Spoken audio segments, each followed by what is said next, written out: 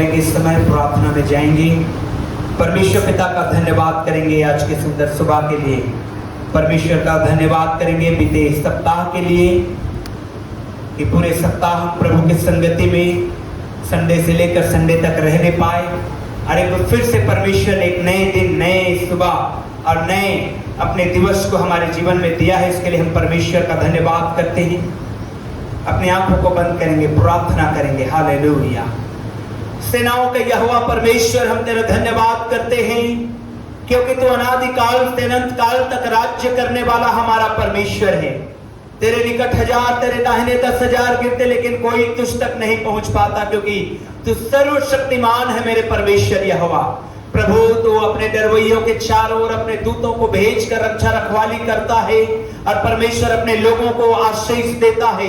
हे परमेश्वर पिता, आज की सुबह के प्रार्थना का समय, आराधना का समय, गीतों का समय, गवाही का समय, सब बातों में परमेश्वर पिता हम तेरे नाम की स्तुति और महिमा करना चाहते हैं।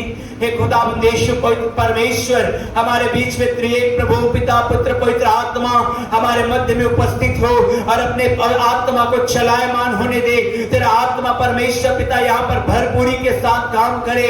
हर एक के लोगों के जीवन में, हर एक के हृदय में तेरा आत्मा बहुतायत के साथ काम करे, ताकि परमेश्वर पिता हम तेरी महिमा, स्तुति, आराधना आत्मा और सच्चाई से कर सके। जैसा तेरा वचन कहता है कि परमेश्वर आत्मा है और अवश्य है कि उसके भजन करने वाले आत्मा और सच्चाई से भजन करें। हे परमेश्वर पिता, प्रभु यीशु के नाम में हमारे हृदय में ओ परमेश्वर उस अभिषेक को उंडेल दे आज की इस सुबह में, कि तेरे अभिषेक में होकर के प्रभु परमेश्वर हम तेरी स्तुति करने पाए, तेरी महिमा करने पाए, तेरी आराधना करने पाए, तेरी स्तुति करने पाए। ओ परमेश्वर और परमेश्वर पिता, तेरा वेदी का आग जिस प्रकार से यशायाह को परमेश्वर पिता वेदी की आग को ला करके उसके होठों को छू लिया था, उसी प्रकार से परमेश्वर पिता यहाँ पर उपस्थित हर एक भाई बहन जो आराधना स्तुति करने के लिए आए हैं, हर एक के होठों को तू छू ले मेरे परमेश्वर पिता, कि तेरी पवित्रता से भरकर तेरे ओ अपने होठों से तेरे नाम की पवित्र नाम की महिमा ताहे दिल से करने वाले बन जाएं। हे खुदावंद यीशु, हम तेरा धन्यवाद करते हैं और प्रभु अब आगे का समय को, सब कुछ को ओ खुदावंद तेरे हाथों में समर्पित करते हैं। सब बातों में तुझे महिमा मिले यीशु मसीह के नाम पे, आमीन। हालेलुया। जोर से बोलेंगे हालेलुया। थोड़ा और जोर से बोलेंगे हालेलुया। परमेश्वर का धन्यवाद हो। हे यहोवा, मैं तुझ ही को पुकारूंगा। हे मेरी चट्टान, मेरी सुनी अनसुनी न कर। ऐसा न हो कि तेरे चुप रहने से मैं कब्र में पड़े हुओं के समान हो जाऊं, जो मृतक लोक में चले जाते हैं। प्रियो, आइए हम आज की सुबह परमेश्वर यहोवा को पुकारें और निश्चय वो हमारी सुनी अनसुनी नहीं करेगा, क्योंकि बाइबल कहती है आज से जो प्रार्थना इस जगह से की जाएगी उसके ऊपर मेरी आंखें बनी रहेगी और मेरे कान सदैव उसके ऊपर लगे रहेंगे। हालेलुया। आज जो हम प्रार्थना, आज जो हम आराधना, आज जो हम परमेश्वर की महिमा करने जा रहे हैं, निश्चित रूप से परमेश्वर हमको आशीष देने जा रहा है। आइए अपने हृदय को तैयार करें, अपने मनों को तैयार करें, अपने दाहिने हाथ को उठाकर धन्यवाद करें परमेश्वर का और अपने जीवन को तैयार करें आज के अद्भुत परमेश्वर के कामों को देखने के लिए, अद्भुत उसकी महिमा में प्रवेश करने के लिए। हालेलुया। खुदावंद यीशु की महिमा करने के लिए आत्मा में तैयार होने पाए, गीतों के लिए तैयार होने पाए। हालेलुया। हम अच्छी भूमि बनने पाए कि आज का वचन पढ़े और 60 और 70 और 100 गुना फल लाए और परमेश्वर अपने चंगाई भरे हाथ को बढ़ाकर अपने लोगों को चंगा करे। परमेश्वर अपने महिमा में हाथ को बढ़ाकर अपने हर एक लोगों को छूने पाए। और जिस प्रकार दाऊद के ऊपर अभिषेक था और वो गीत गाकर और वाद्य यंत्र बजाकर परमेश्वर की महिमा करता था, उसी प्रकार से आज की सुबह हम उस अभिषेक को पाए जिसके द्वारा हम गीतों में जाएं, जिसके द्वारा हम बजा सके, जिसके द्वारा हम उसकी वर्शिप कर सकें, आराधना कर सकें। एक खुदावंद यीशु तेरा धन्यवाद करते हैं मेरे पिता, यीशु के नाम में, आमीन।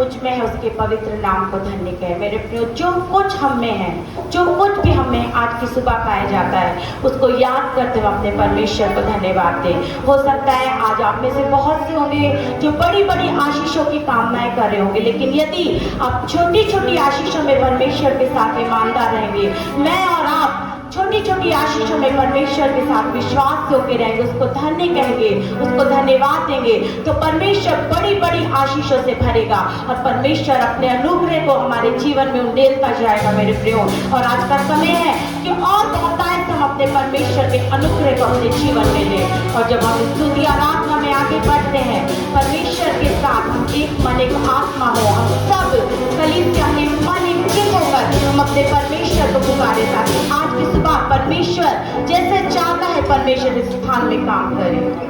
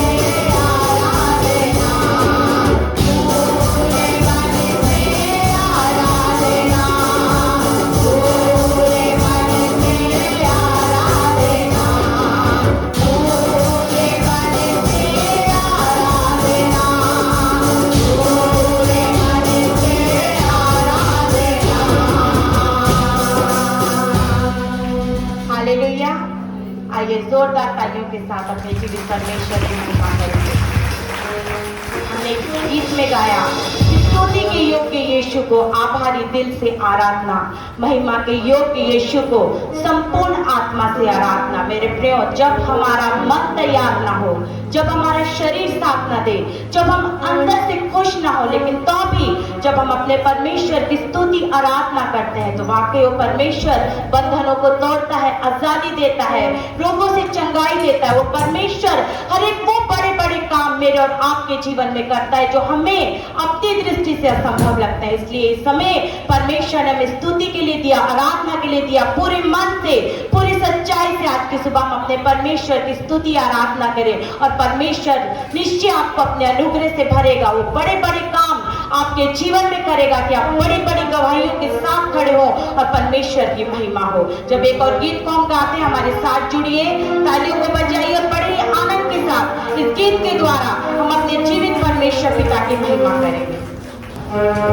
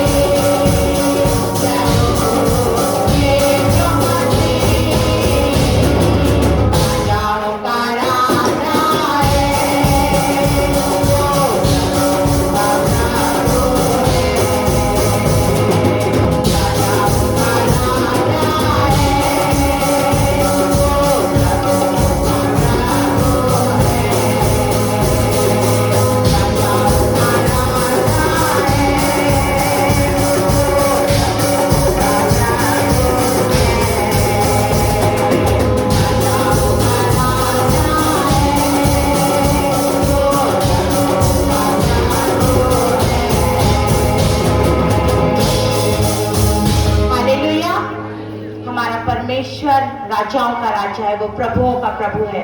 और जिसने हमें बुलाया और इसलिए परमेश्वर ने हमें चुना कि हम उसकी महिमा, उसकी आराधना हर समय अपने जीवन से कर सके। मेरे प्रियो, जैसे भी हम जिस भी हाल में हो, हम अपने परमेश्वर को भाते रहे, उसकी महिमा, उसके उपकारों को याद करते हुए हम हर पल अपने परमेश्वर से जुड़े रहे और उसकी महिमा करें। इसलिए परमेश्वर ने हमें चुना और इस स्थान में परमेश्वर हमको लेकर आया। और आज की सुबह परमेश्वर ने ये जीवन हमें इसीलिए दिया कि हम परमेश्वर के उपकारों को याद करें, उसकी भलाइयों को याद करें, उन परमेश्वर के कामों को याद करें जो परमेश्वर ने बीते समय हमारे जीवन में किए।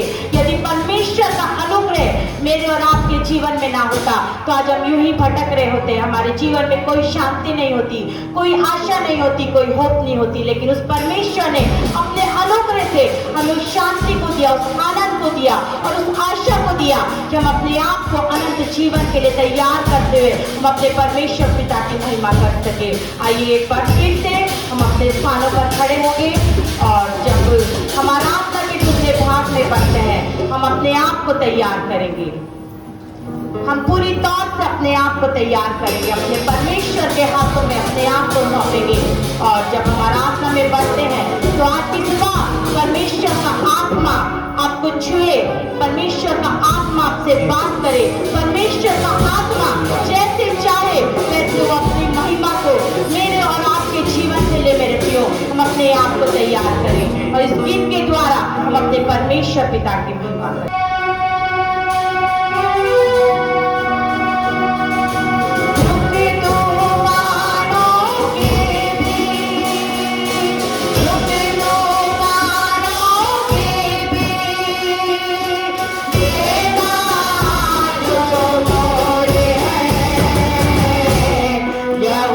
मेरा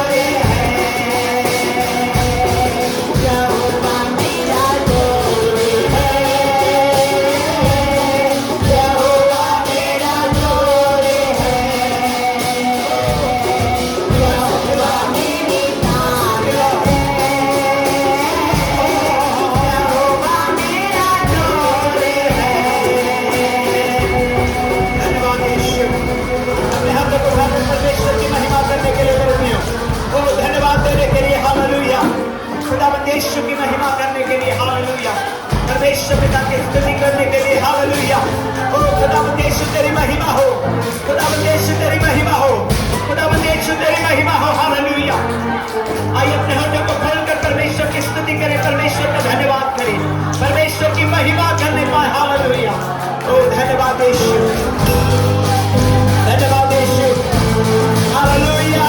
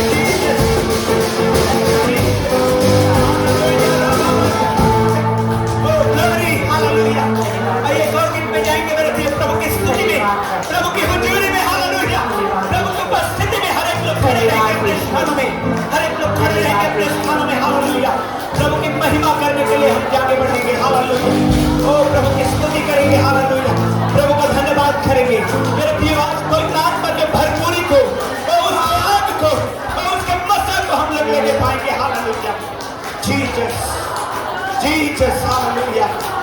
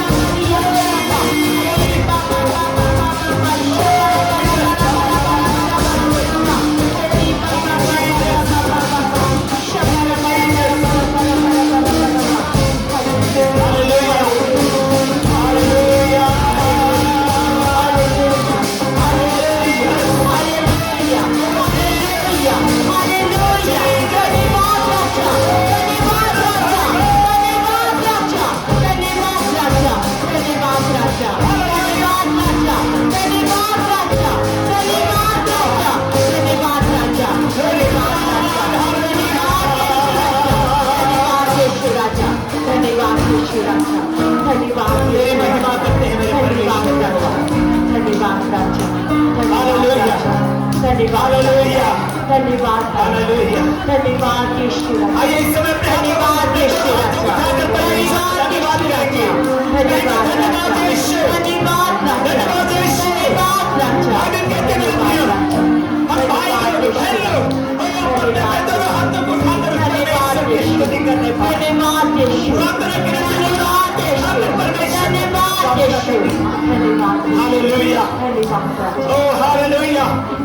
परमेश्वर तेरा धन्यवाद, परमेश्वर तेरा धन्यवाद, परमेश्वर तेरा धन्यवाद, परमेश्वर तेरा धन्यवाद, यीशु मसीह तेरा धन्यवाद, परमेश्वर तेरा धन्यवाद, धन्यवाद यीशु, धन्यवाद, धन्यवाद यीशु मसीह नाम में हम तेरा धन्यवाद करते हैं। आज की सुबह हमारे बीच में तो उपस्थित हम विश्वास करते हैं क्योंकि तेरा वचन के अनुसार तो हमारे बीच में है मेरे खुदा। प्रभु हम तेरी महिमा करते हैं यीशु मसीह के नाम में, आमीन। जोर से बोलेंगे आमीन, और जोर से बोलेंगे आमीन, हालेलुया। हम लोग इस समय एक विशेष समय में जाएंगे। हमारे बीच में डॉक्टर नंद हैं जो गिडियंस इंटरनेशनल ऑफ इंडिया से उपस्थित हैं। जो आप लोग नीला रंग का बाइबल पहले आपको मिलता है, याद है? नीला रंग का बाइबल, छोटा नया नियम, वो गिडियंस की तरफ से मिलता है। और 10 मिनट का समय रहेगा। आज 10 मिनट एक्स्ट्रा बैठिएगा, उसके बाद हम लोग वचन में जाएंगे। वो गिडियंस के बारे में हम लोगों को बताने के लिए आए हैं। हालेलुया। गिडियंस क्या है? गिडियंस जो बाइबल आप लोग पढ़ते हैं, नया नियम पढ़ते हैं, वो क्या है, उसके विषय में वो 10 मिनट में संक्षेप में हम लोगों को बताएंगे। परमेश्वर उनको आशीष। जब वो आते हैं ताली बजाकर हम परमेश्वर का धन्यवाद करेंगे।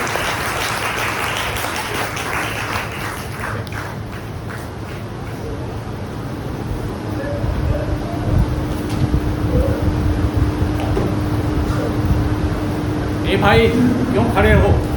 यहाँ जगह है, आके बैठ जाइए। ऐसा मैंने 30 साल पहले कलकत्ता में जब मैं हवाई जहाज़ में बैठा था कि मैं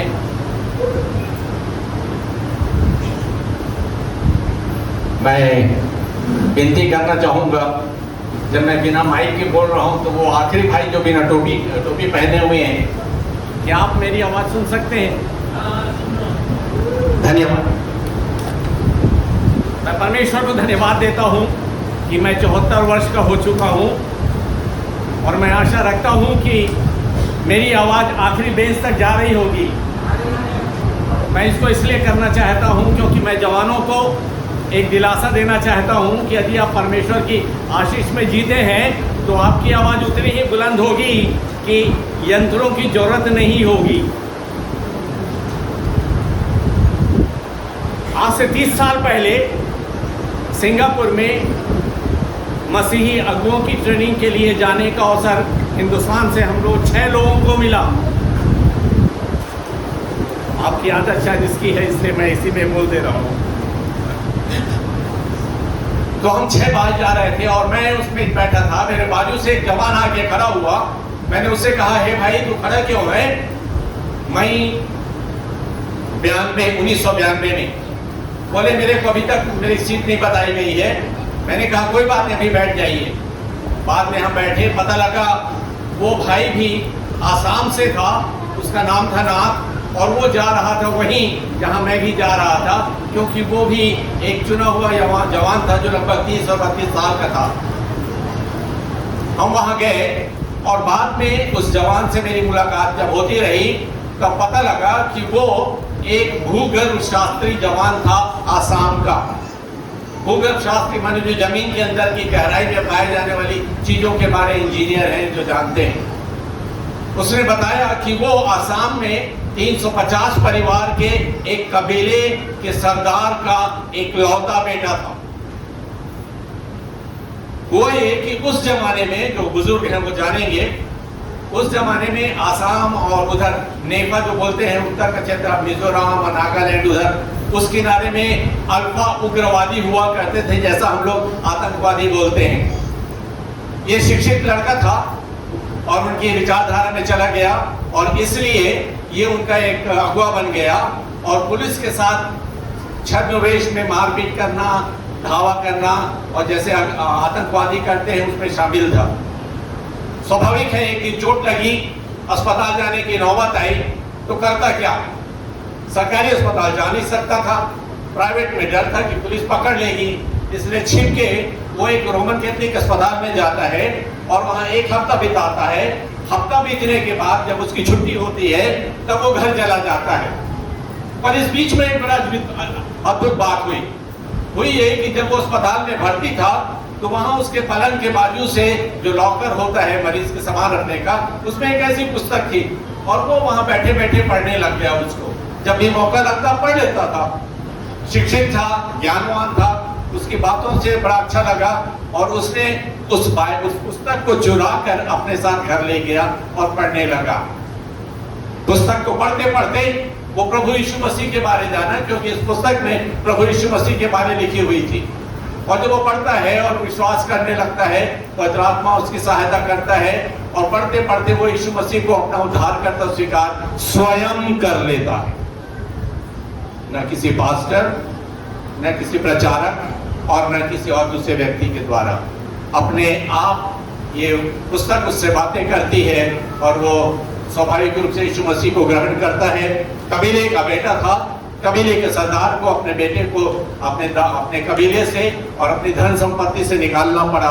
उसने उसको स्वीकार किया, परंतु वो अपने विश्वास में बना रहा और कुछ समय के बाद, जैसे मुझे बाद में पता लगा, उसने ये प्रण किया कि वो घर जाकर अपने माता पिता को भी प्रभु यीशु मसीह के विश्वास में लाया और उसने बताया और उनको विश्वास में लाया। और इसलिए हम परमेश्वर को ऐसे जीवन के लिए धन्यवाद देते हैं। ये पुस्तक एक ऐसी पुस्तक, एक स्कूल में हमारे सरगुजा की तरफ एक पुस्तक, ऐसी पुस्तक बांटने के लिए कुछ लोग गए और जब ये पुस्तक बांट रहे थे तो वहां जो आया थी, देखा कि बाहर से कुछ विरोधी लोग आए, बोले नहीं, ये तो धर्म की बात कर रहे हैं, इसलिए इसको रोका जाए और पुस्तकों को छीनने लगे, जैसा स्वाभाविक रूप से आजकल होता है, आप जानते हैं हमारे देश में और पूरी दुनिया में। तब उसने जल्दी से अपने साड़ी के पल्लू में उस पुस्तक को, एक पुस्तक को छिपा लिया और घर जाके पढ़ने लगी।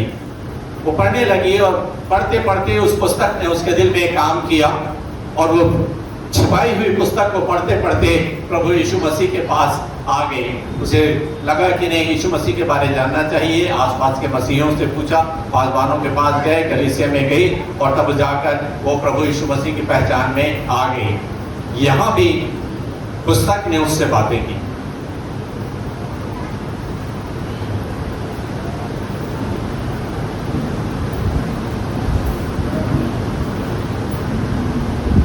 एक जन भाई है जज की बात अपन महतारी के घर में गिस।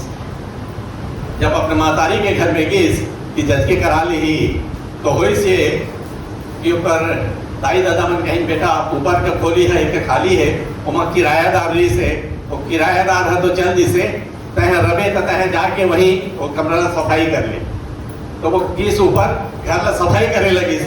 जब सफाई करत रही से तो वहाँ कचरा में असने एक पुस्तक बोला मिल गई।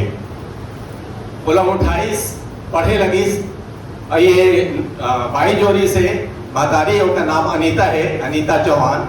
और ये है महाराष्ट्र के हिस्सा के एक बाई से वो पढ़े लगी, पढ़त ये पुस्तक फिर भी उनके साथ वैसे काम लगी। बोला कैसे है, मैं कुछ तो लिखा है, उधार मिल जाए, कैसे हो ये पूछी से कौन है। पता लगी इसके पास में एक जन पास्टर उन्होंने थे, यीशु मसीह के बारे में जानते हैं। वो मन कह रहा पहुंचे, मैं तो शिक्षित हूँ पर यह समझ में नहीं आते मैं कहा लिखा है। धीरे से बोला समझाएगी, यीशु मसीह पर विश्वास करिए, हो सही कि ना सिर्फ वो विश्वास करके यीशु मसीह पर विश्वास करके अपना मुक्तिदाता ग्रहण करी, परंतु अंत में जाके वो खुद दूसर मन पर प्रार्थना करने लगी। और जब दूसर मन पर प्रार्थना करने लगी तो पता लगी कि मन अच्छा होने लगी। जब अच्छा होने लगी तो उसका नाम चारों तरफ फैल गई। और अभी वो हर कम से कम 300-350 लोग मन के बीच में यीशु मसीह के उद्धार के काम ला चंगाई दे के द्वारा से कर चुके हैं। ऐसे बहुत कहानी है और उनके कोई सीमा नहीं है जब मैं सुना सकता हूँ। शायद हम दो दिन बैठो तब बोले खत्म कर सको, समय कम है, 10 मिनट में तो 7-8 मिनट पार हो गए हैं। फिर भी थोड़ा महजिदी किस्म के आदमी हो ना तो मैं बता भेज कर पास्टर जी मतलब माफी तो करवे करी, यीशु मसीह माफी करी तो पास्टर काबर नहीं करी, काबर में तो यीशु मसीह के नाम लेता हूँ। ये पुस्तक क्या थी? ये पुस्तक नए नियम का एक हिस्सा है। और ये बांटने वाले जो लोग हैं ये अपने आप को गिडियन कहते हैं। और ये क्यों करते हैं? गिडियन क्या है? गिदोन की पुस्तक में गिदोन के बारे में आप जानते हैं, यदि पुराने नियम में आपने पढ़ा है कि परमेश्वर ने उसे आशीषित किया था, वो भय मानता था। और इसीलिए आज 1998 के आसपास अमेरिका में एक व्यक्ति होटल में गया, यात्री था। जब होटल में गया तो उसकी माँ ने उसको सिखाया था, बेटा मेरे से प्रतिज्ञा कर कि तू सोने के पहले बाइबल जरूर पढ़ेगा। उसने अपनी बाइबल खोली और पढ़ना शुरू किया। इस बीच में एक यात्री और आता है पर उस होटल में जगह नहीं थी, तो उसे बताया जाता भाई यहाँ तो तेरे लिए जगह नहीं है, एक व्यक्ति है, यदि आप चाहते हो मैं विनती कर सकता हूँ वो आपको जगह दे। ठीक है, स्वीकार करते हैं। स्वीकार करने के बाद वो जाता है, देखता बाइबल पढ़ता है। बाइबल बोलता है यार मैं भी मसीही हूँ, क्या हम दोनों मिलकर पढ़ सकते हैं? दोनों पढ़ने लग जाते हैं, खुशी होती है, उनको आगाही आती है, ये तो बड़ी अच्छी बात है, क्यों ना हम दोनों ऐसा किया करें, हम तो व्यापारी हैं। बात करते करते ये हुई कि हाँ अब हमसे हम जहाँ भी जाएंगे हम शाम को अपने साथ बाइबल लेके जाएंगे और हम अध्ययन करने लगेंगे, एक साथ प्रार्थना दुआ करेंगे। तो क्यों ना ऐसा किया जाए कि हम इसका होटल के कमरों में रख दिया जाए। मैं बहुत जल्दी जल्दी जंप कर रहा हूँ, पूछी खुद तो लगाते हैं ना, मैं लंबी दौड़ कर रहा हूँ। तो हुआ ये कि उस कमरे में रख दिया जाए ताकि होटल में जो भी आता है वो पढ़े। फायदा क्या होगा? एक पुस्तक यदि वहां रख दिया जाता है 365 दिन में कम से कम 200 दिन तो होटल में लोग रहेंगे, तो एक छोटी सी पुस्तक को कम से कम 200 यात्री तो पढ़ेंगे। ये बात फैलती चली गई, बहुत अच्छा है, पर खर्चा कहाँ से आएगा? कुछ लोगों ने दान दिया, हम व्यापारी हैं इसलिए करेंगे।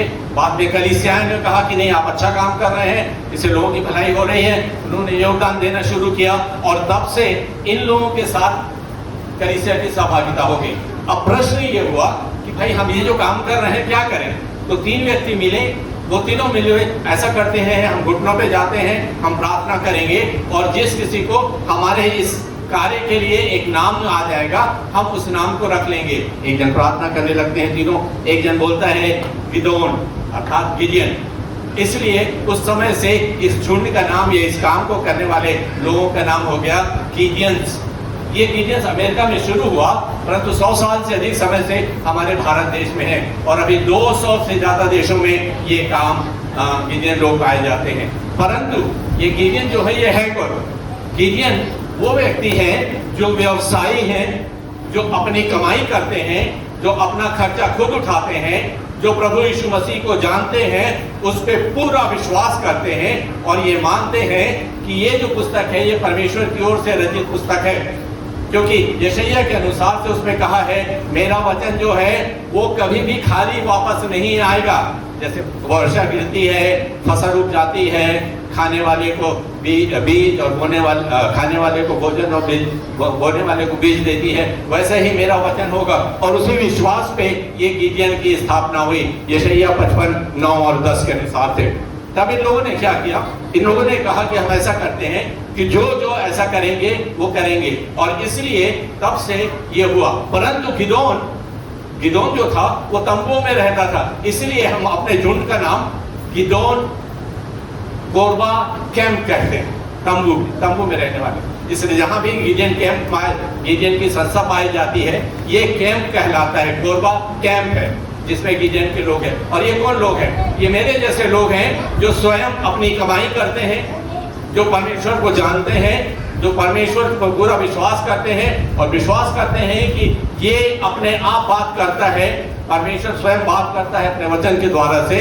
और दूसरा ये है कि हम क्योंकि पासबान नहीं है, इसलिए हमारे पास शायद ये सेवकाई नहीं है कि हम पूरे समय पासबानी सेवा कर सकें, परंतु हम प्रभु को जानते हैं, इसलिए दूसरों को बताना चाहते हैं, इसलिए हम इसमें भागीदारी लेना चाहते हैं। इसलिए थोड़ा समय जो हमारे पास है उसका उपयोग करते हुए हम परमेश्वर की सेवकाई में अपना समय और अपना योगदान देना चाहते हैं। कमाई के साधन है, हमारे पास इनकम है, इसलिए हम उसका उपयोग करना चाहते हैं। इसलिए जब भी हम ऐसा काम करते हैं, इसमें ना तो हमें अपनी फोटो छपवानी है, ना तो हमें अपने नाम को आगे लाना है, ना तो हमें अपनी प्रसिद्धि प्राप्त करना है, ना तो हमें कोई स्थान चाहिए।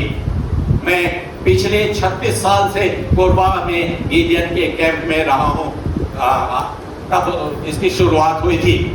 परंतु हम ये चाहते हैं कि हम भी कलीसिया के साथ मिलकर काम करें। इसलिए पासबान तो अपनी सेवा करते हैं, हम किसी न किसी कलीसिया के अंग हैं, गिडियन जो मेंबर हैं वो किसी न किसी कलीसिया के अंग हैं। हम अपने पासबानों के द्वारा शिक्षा प्राप्त करते हैं, परंतु प्रभु की सेवा में हम अपना थोड़ा समय दे सकते हैं। और क्यों देना चाहते हैं? क्योंकि मैं बचाया गया हूँ, मुझे विश्वास है कि मैं स्वर्ग जाऊंगा। कौन जानी मैं जाऊं स्वर्ग की नहीं, कोई कौन जाने वाली बात नहीं है। मैं जाना तो मैं स्वर्ग जात हूं, काबर मैं यीशु मसीह ला जानता हूं, यीशु मसीह पे विश्वास करता हूं, काबर के ओकर नाम पे विश्वास करता हूं, वो कारण से मैं स्वर्ग जाऊं और के साथ रहूं। अब यदि शैतान वाला फंसा के खींच लेते वो दूसरा बात है, पर मेरा विश्वास है कि मैं उसके साथ जाऊं। और ये कारण से मैं देखता हूं कि वो चारों तरफ इतना लोग मरद है। बहुत मन यीशु मसीह के नाम नहीं सुने हैं, बहुत मन यीशु मसीह ला जाने नहीं, उमन के आत्मा सीधा सीधा नरक गवैया है, कबर पाप और बुराई में फंसे हुए हैं। रोज के पेपर में पानी में डूब के मरने वाले बच्चा, एक्सीडेंट में मरने वाले बच्चा, गाड़ी में आग जल के मरने वाले बच्चा, फांसी में लटकने वाले बहुत लोग हैं। रोज रोज रोज कोरबा में होता है। आज भी मैं पढ़ के आया, ये आत्माएं जो नाश हो रही हैं, ये यीशु मसीह के पास कहाँ जाएंगी? ये तो नरक में जाएंगे। इनको कौन बचाएगा? पासबान तो अपनी सेवा शिक्षा आपको देंगे, पर बाकी लोगों के पास कौन जाएगा? हम जाएंगे। हम चाहते हैं यदि मेरे पास समय है तो मैं जाके उनको बताऊं, अन्यथा कम से कम ये पुस्तक उनके हाथ में दे सकता हूं, क्योंकि मैं जानता हूं परमेश्वर का वचन अपने हाथ से काम करेगा। और इसलिए हम अपनी जीवित गवाही चाहते हैं, हम अपने जीवन के द्वारा से प्रकट करना चाहते हैं कि प्रभु यीशु मसीह कौन है, क्यों विश्वास करो उस पर। नंबर 1। दूसरा, हम चाहते हैं कि आपके बीच में जब हम आए हैं, आप हमारे लिए प्रार्थना करिए कि ऐसे लोग, अभी सिर्फ भारत के 130 करोड़ की जनसंख्या के बीच में मुश्किल से 22,000 ही गिडियन हैं। एक आदमी के हिस्से में 3-4 लाख की जिम्मेदारी है। कौन जाएगा? कैसे जाएंगे? पासबान तो सब जगह नहीं जा सकते, पर कौन जाएगा? हम सब जो प्रभु यीशु को जानते हैं, हमें जाना है। इसलिए हम आपसे विनती करना चाहते हैं, यदि आप जा सकते हैं धन्यवाद, यदि गिडियन ज्वाइन कर सकते हैं धन्यवाद, यदि नहीं कर सकते प्रार्थना तो कर सकते हैं। आप उसमें क्या कंजूसी करना है? क्या आप नहीं सोचते हैं कि आप बचाए जा चुके हैं और इसलिए आपको दूसरों की चिंता नहीं है, आप खुश हैं, आप अच्छे हो चुके, आपके यहाँ बीमारी नहीं है? क्या यही बस है? हम चाहते हैं कि आप दूसरों के लिए करिए, क्योंकि प्रभु यीशु मसीह ने कहा जाके प्रचार करो और मेरे नाम से लोगों को बपतिस्मा भी दो। कम से कम यीशु मसीह का नाम तो उनको बताओ, क्योंकि वो आपसे पूछेगा, मैंने तुम्हारे बीच में चारों तरफ लोग रखे थे, क्या तुमने गवाही दी? क्या तुमने यीशु मसीह के बारे में बताया?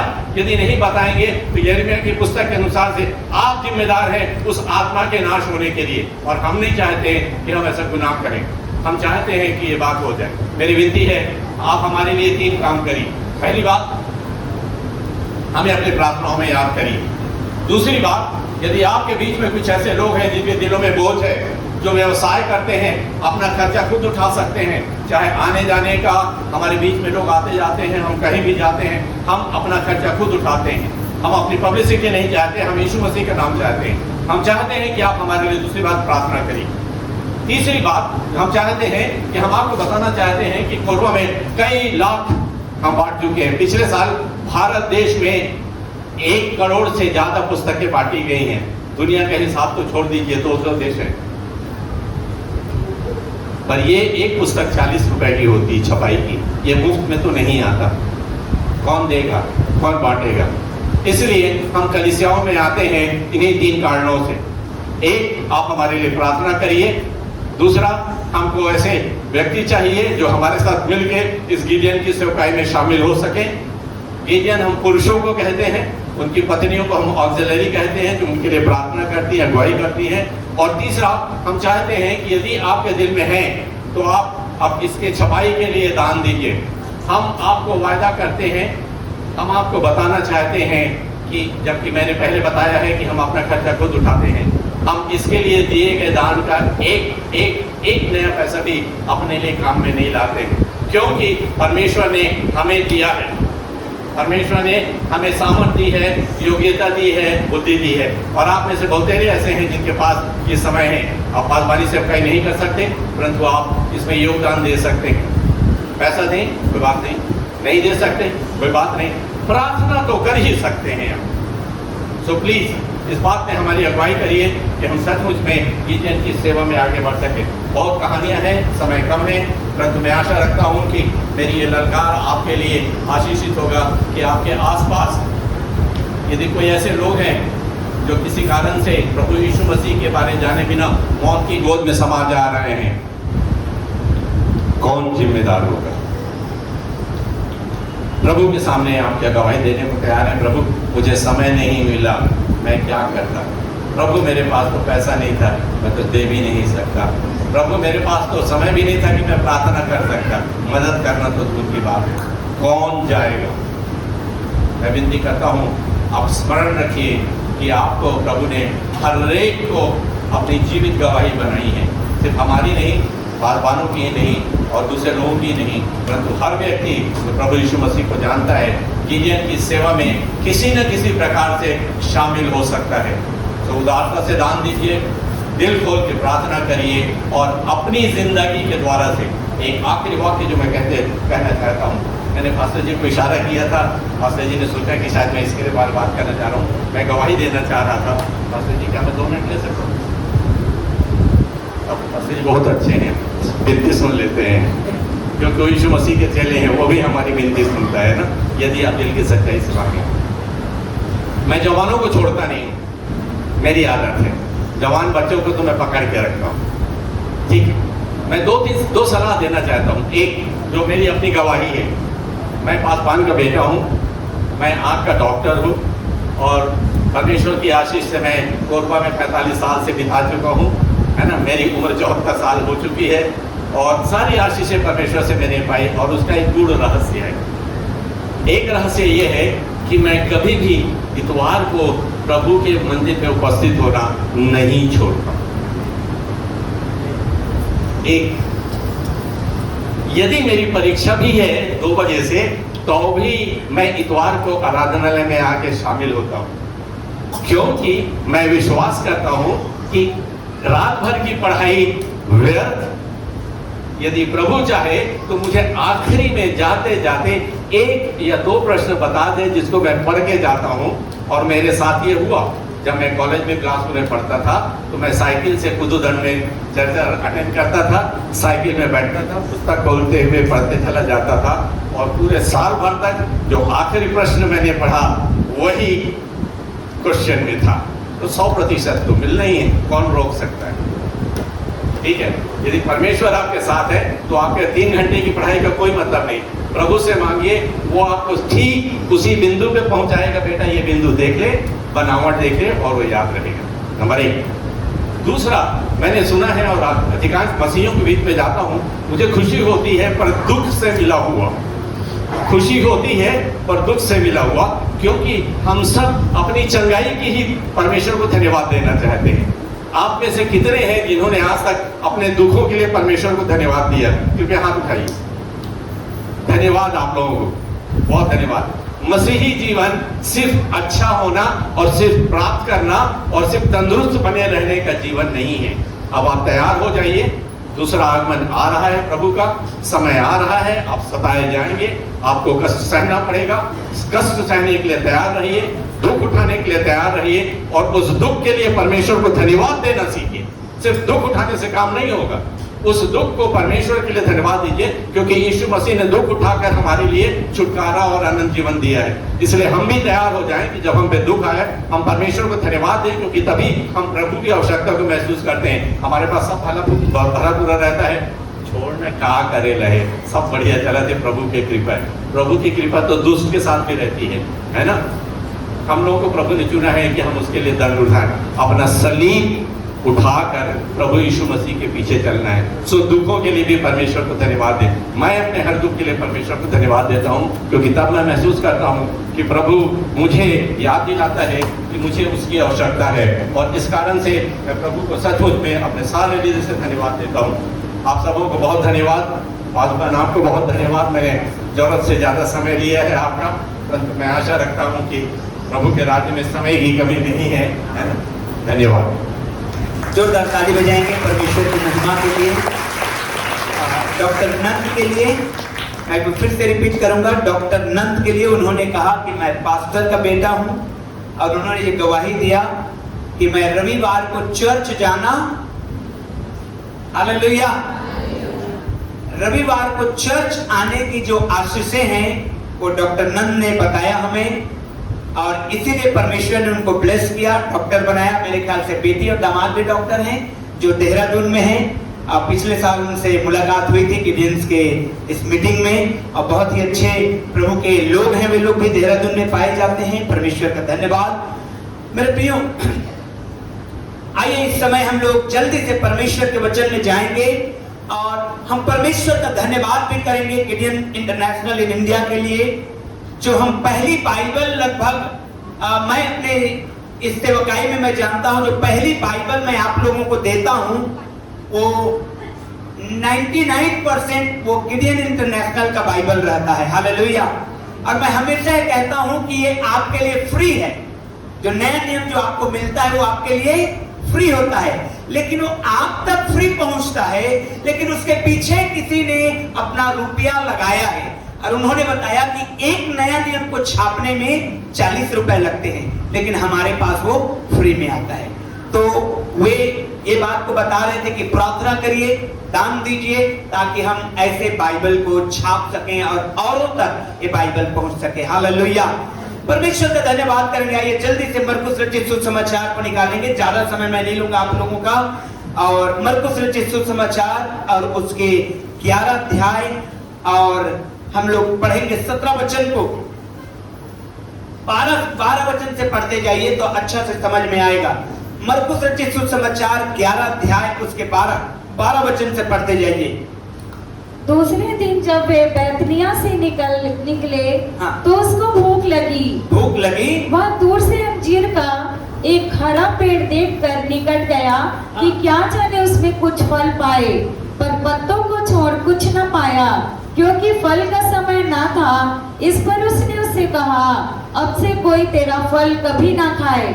और उसके चेले सुन रहे थे।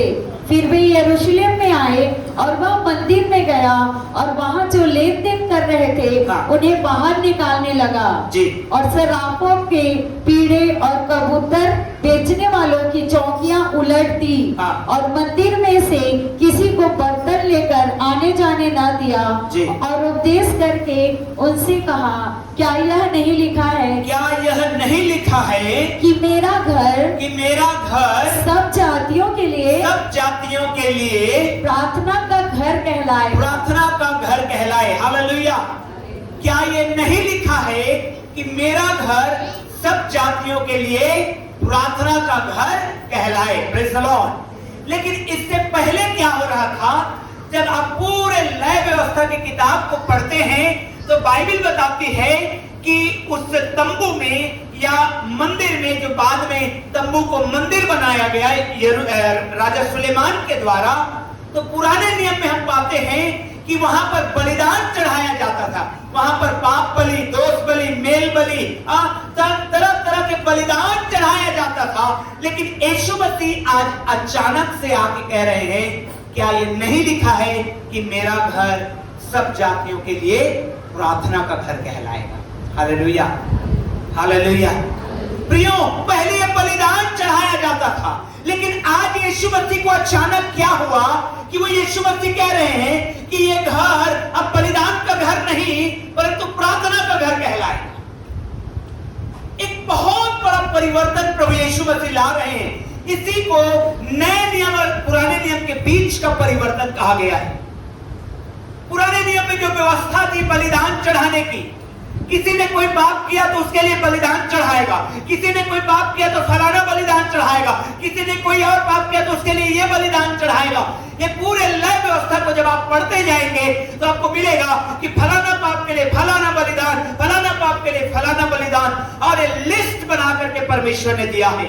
लेकिन मेरे प्रियो, पिछले सप्ताह जो आपने दुख भोग सप्ताह को सेलिब्रेट किया, मनाया, उसमें एक बहुत बड़ा परिवर्तन प्रभु यीशु मसीह उस जगह में लेकर के आए। और वो क्या कहते हैं, जब मंदिर को सफाई करने के लिए गए तो कहते हैं, क्या ये नहीं लिखा है कि मेरा घर प्रार्थना का घर कहलाएगा? Praise the Lord.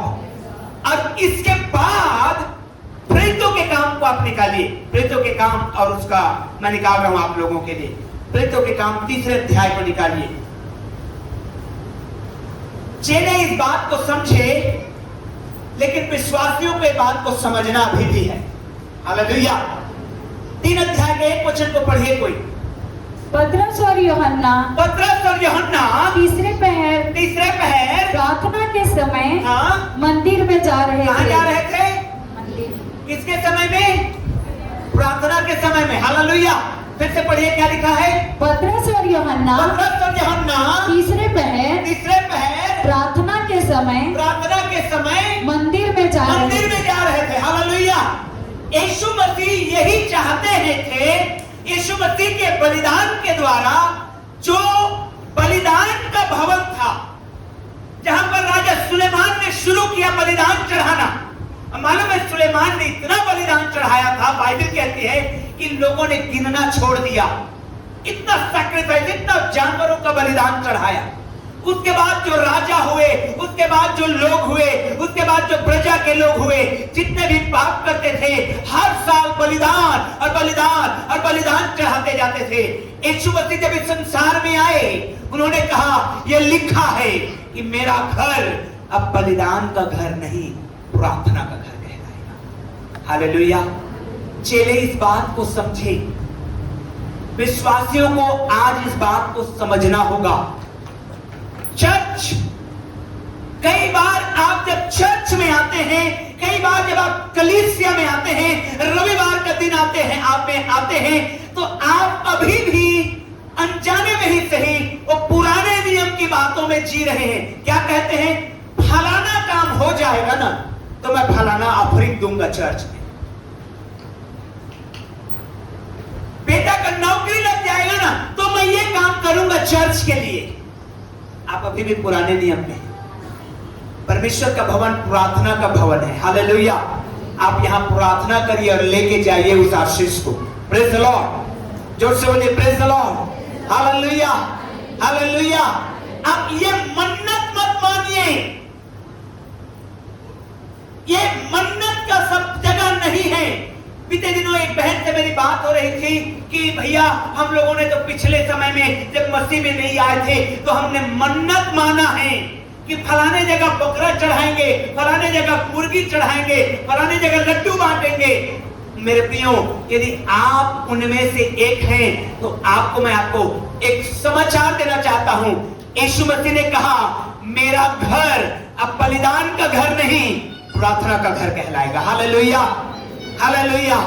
अब आपको बलिदान नहीं करना है, अब आपको लड्डू नहीं चढ़ाना है, अब आपको बकरा नहीं चढ़ाना है, परंतु आपको परमेश्वर के भवन में आकर के प्रार्थना करना है।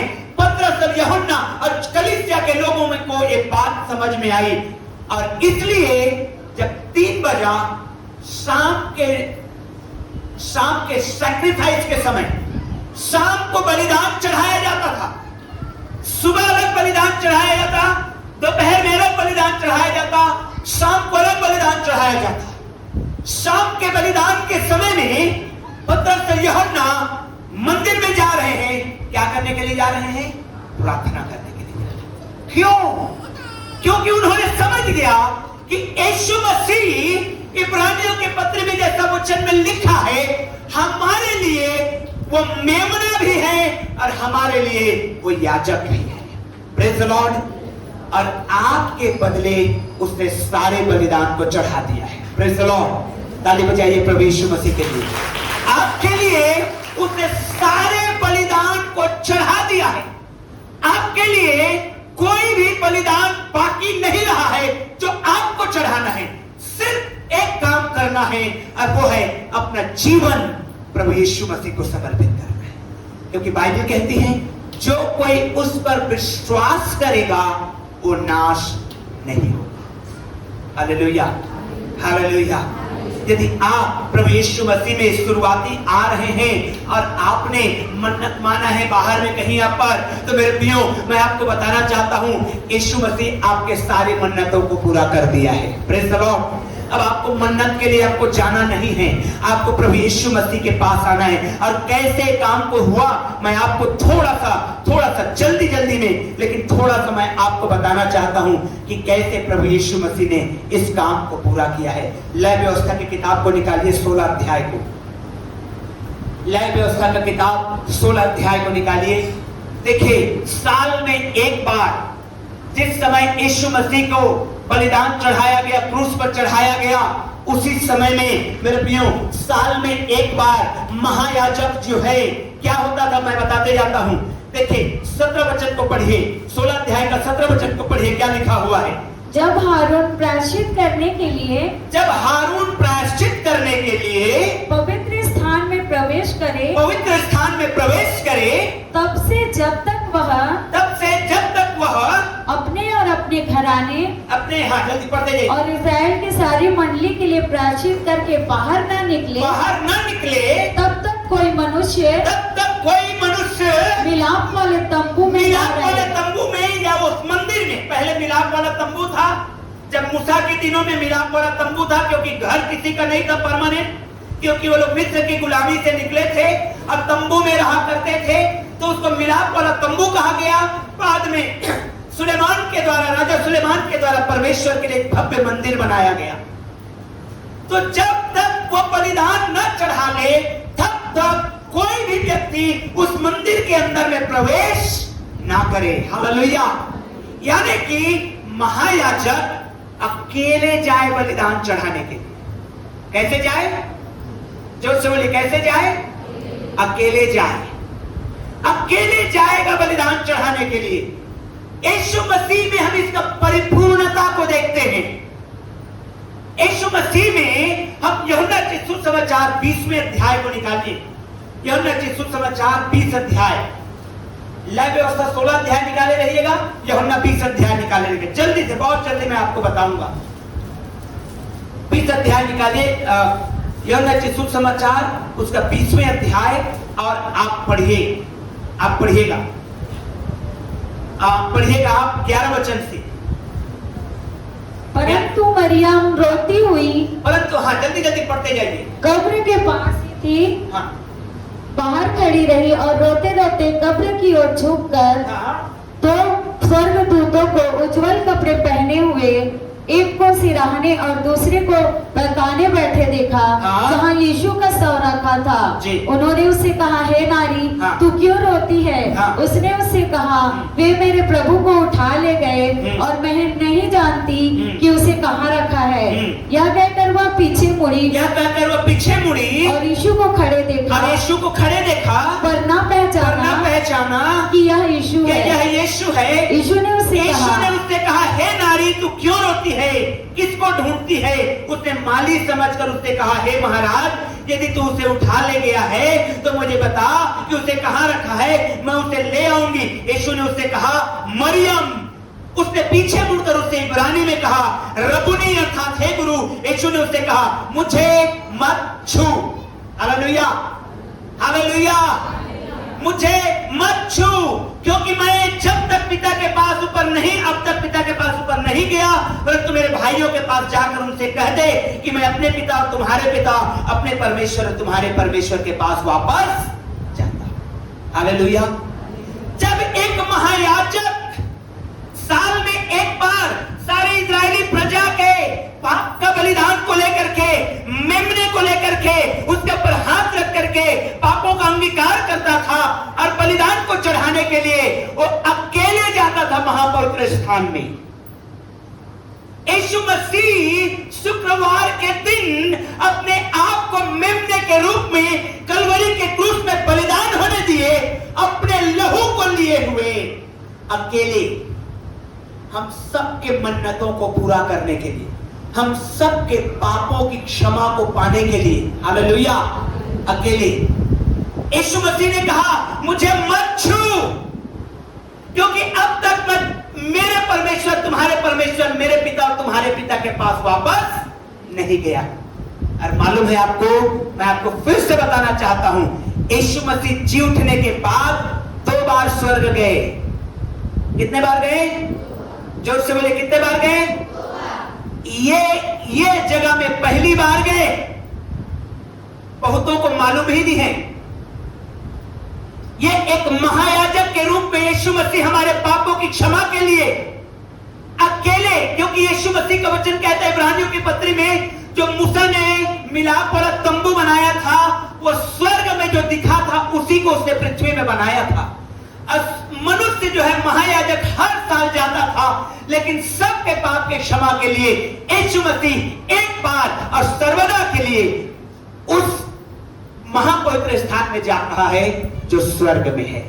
हालेलुया, अकेले, क्योंकि बाइबल में लिखा है जब महायाजक जाए कोई प्रवेश ना करे, अकेले जाएगा। दूसरी बात, लय व्यवस्था की किताब में आपको पढ़ने को मिलेगा 16 अध्याय 14 से 15 वचन में, वो बिना लहू लिए नहीं जाएगा। महायाजक जब जाएगा तो अकेला जाएगा। महायाजक जब उस महापवित्र स्थान में जाएगा तो बिना लहू लिए नहीं जाएगा। हालेलुया। हाँ, पढ़िएगा 16 अध्याय 14 और 15 वचन। तब वह बछड़े के लहू में से हाँ, कुछ लेकर पूर्व की ओर हाँ, प्रायश्चित के ढकने के ऊपर जी अपनी उंगली से छिड़के। देखिए, वही लहू है जिसके ऊपर पापों का अंगीकार किया गया है और उस मेमने को, उस भेड़ या बकरे को मारा गया है और उसके लहू को लेकर के, एक कटोरे में लहू को लेकर के महायाजक महापवित्र स्थान में जाता था और मिलाप वाले तंबू के अंदर में, भीतरी स्थान में, जहां पर वाचा का संदूक था। वाचा का संदूक जानते हैं? हालेलुया। पुराने नियम में परमेश्वर ने वाचा का संदूक बनाने को कहा और उस वाचा के संदूक के अंदर में कुछ चीजें पाई जाती थी। सबसे उसके ऊपर में ढक्कन ढकने में चेरुबीम और सिराफीम का सोने का बना हुआ था जिसके पंख फैले थे, और उस संदूक के अंदर में, पेटी के अंदर में 10 आज्ञाएं थी। हारून की छड़ी थी जिसमें कोपले निकल आई थी और एक कटोरे में मन्ना था। मन्ना कभी नहीं सड़ता और हारून की छड़ी से वो जो बर्ड्स निकले थे, जो कोपले निकली थी, उतना ही उतना रहता था। जीवित होने का प्रमाण था। मन्ना यीशु मसीह का प्रमाण है, जीवन का प्रमाण है, और 10 आज्ञाएं परमेश्वर के अगुवाई का प्रमाण। उस मिलाप वाले तंबू के, वाचा के संदूक के अंदर में रहता और उसी में महायाजक बलिदान चढ़ाने के लिए, बलिदान के लहू को छिड़कने के लिए जाता। बिना लहू लिए नहीं जा सकता। परमेश्वर ने आज्ञा दिया था, बिना लहू लिए तुम महापवित्र स्थान में नहीं जाएगा। हालेलुया। यीशु मसीह आपके लिए बलिदान होकर के, मेरे आपके पापों के लिए बलिदान होकर के, अपने लहू को कटोरे में लिए हुए अकेले स्वर्ग के परमेश्वर के पास, उस रियल वेदी में, ये तो डुप्लीकेट था, रिप्लिका था, फोटोकॉपी था। जो स्वर्ग में है मूसा ने पृथ्वी में बनाया था, लेकिन जो ओरिजिनल है उसमें यीशु मसीह साल में नहीं परंतु पूरी दुनिया के लिए सिर्फ एक बार गया है। हालेलुया। और लिखा है, तीसरी और अंतिम बात मैं आपको बताना चाहता हूं, जब वो जाता था नहा धो करके, कोई उसको छू नहीं सकता था। अगर कोई छू दिया, लिखा देखिएगा लय व्यवस्था को जब आप पढ़ेंगे डिटेल में, घर में जाके पढ़िएगा, लिखा हुआ है मिलाप वाला तंबू ऐसा था, बाहरी आंगन, पवित्र स्थान, महापवित्र स्थान। हालेलुया।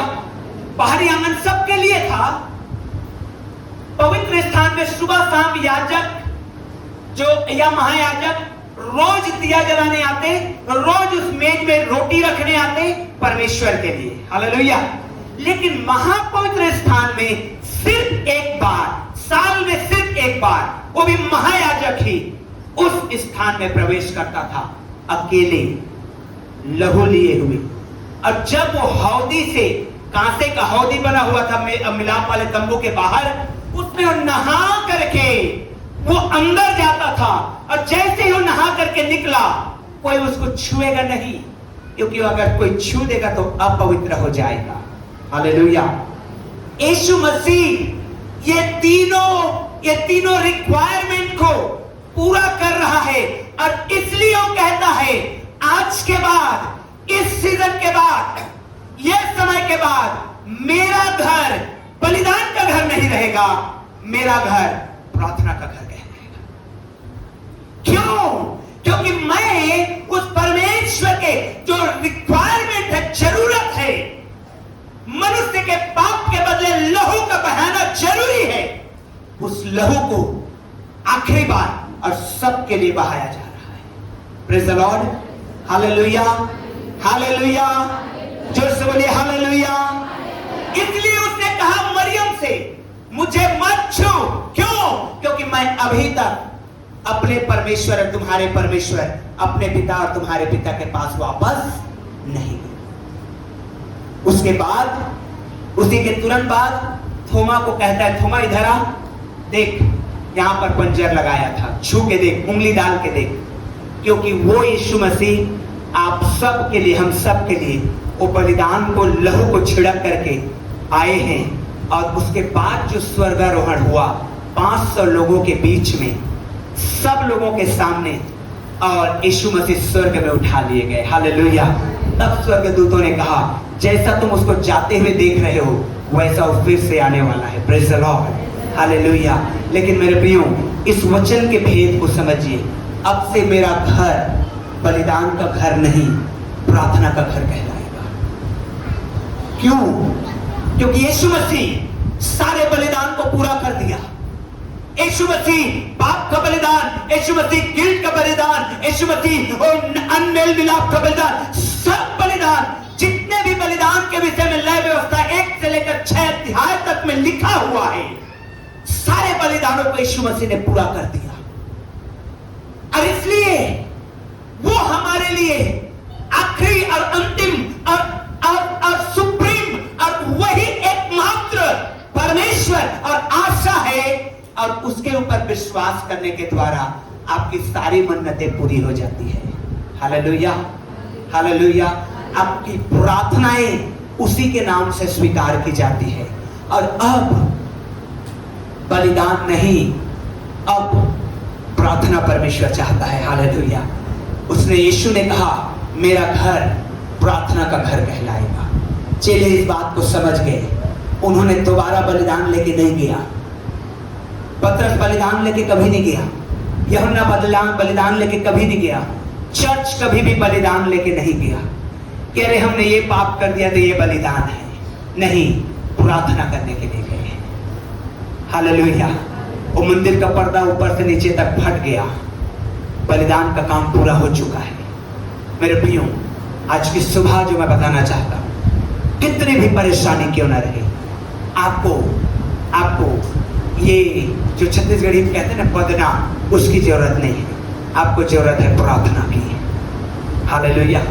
आपको सिर्फ और सिर्फ जरूरत है प्रार्थना की। प्रार्थना के द्वारा ही वो परमेश्वर बड़े बड़े काम करेगा। और यदि आप उससे पहले कोई वाचा बांधे हैं संसार में, उसको भी प्रार्थना के द्वारा आप तोड़े, क्योंकि वो श्राप बन करके हमारे जिंदगी में आ जाता है।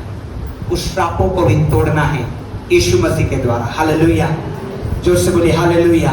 क्योंकि उसका घर बलिदान नहीं प्रार्थना मांगता है। Praise the Lord. इसलिए यीशु ने कहा मेरे घर को तुमने डाकुओं का खो बना दिया है, यहाँ तरह तरह का बलिदान कर रहे हो, जबकि मेरा घर प्रार्थना का घर कहलाएगा। आइए अपने स्थान में खड़े हो जाएं और हम उसके घर में हैं, क्योंकि हम उसके वारिस हैं, हम उसके घर में हैं, हम प्रार्थना के घर में हैं। इस समय हम प्रार्थना करें। बहुत समय कम है, अन्यथा मैं बहुत सारे श्रापों के विषय में बताया होता कि कौन से श्राप आ गया था जिसमें यीशु मसीह ने उस बलिदान के द्वारा तोड़ा है और टूट गया है। और इसलिए वो कहता है अब मेरा घर बलिदान का घर नहीं प्रार्थना का घर कहलाएगा। आंखों को बंद करेंगे और प्रार्थना में जाएंगे और प्रार्थना करेंगे। यदि आपने किसी भी तरह के मन्नत माने हैं, बाहर में चर्च में नहीं बोल रहा, बाहर में, और यदि आपके मन में कोई भी खटास आता है, यदि आपका बच्चा, भाई बहन, आपके परिवार के लोग थोड़ा सा बीमार पड़ जाते हैं, आपके मन में आता है शायद मैं वहां बदना मांगी थी, शायद मैं वहां वाचा बांधा था, इसी का कारण तो नहीं है। आज मेरे प्रिय उसको अपने दिलों से, उस श्राप को अपने हृदय से, उस श्राप को अपने जिंदगी से बाहर कर दीजिए, क्योंकि यीशु मसीह आपके लिए पूरा बलिदान को चढ़ाया है। यीशु मसीह आपके लिए पूरा बलिदान हुआ है। उसने आपकी भरपाई को पूरा किया है।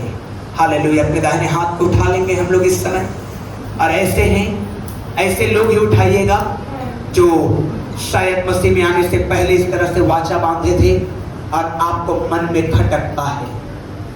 जब आपके घर में कोई बीमार, या विशेषकर बेटी या बेटा या भाई या बहन आपका बीमार पड़ जाता है, तो आपको लगता है शायद वो वाचा बांधा था इसीलिए मेरा बेटा, बेटी या भाई या बहन बीमार है।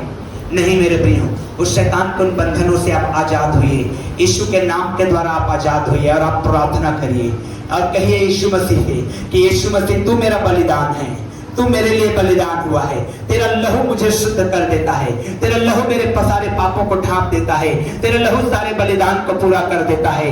तेरा बलिदान मेरे लिए बलिदान, तू मेरे लिए बलिदान हुआ है और मैं आजाद हो जाता हूँ। मैं आज छूट गया हूँ यीशु के नाम में। हालेलुया। आप छूट जाइए यीशु के नाम में मेरे प्रियो, आप छूट जाइए यीशु के नाम में। उसने पूरा कर दिया है आपके लिए बलिदान को, और आप बेकार में अपना समय को, आप अपने दिमाग को उसमें घुमाए नहीं, उस श्राप की बातों में जो शैतान की ओर से न घुमाए। वरन मेरे प्रियो परमेश्वर के वचन के अनुसार उस पर विश्वास करें और आप अनंत जीवन के उस वरदान को पाएंगे। हालेलुया।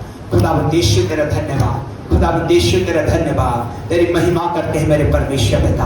प्रभु इस समय प्रभु जितने भी लोग परमेश्वर पिता, जितने भी लोग प्रभु इस गलतफहमी में हैं कि शायद हमारे लिए वो वाचा भी महंगा पड़ रहा है, मेरे प्रिय मैं आपको बताना चाहता हूँ यीशु मसीह आपके लिए मरे हैं। यीशु मसीह आपके लिए अपने जी आपको बलिदान दिए हैं और इसलिए आप फ्री हो गए हैं यीशु के नाम में। अपने दाहिने हाथ को हिलाते हुए बोलिए मैं यीशु मसीह में फ्री हो गया हूँ। जोर से बोलिए सभी लोग, मैं यीशु मसीह में फ्री हो गया, अब कोई भी बंधन मेरे ऊपर नहीं है। हालेलुया। खुदावंद यीशु तेरा धन्यवाद, दुआ को सुना है यीशु के नाम में, आमीन।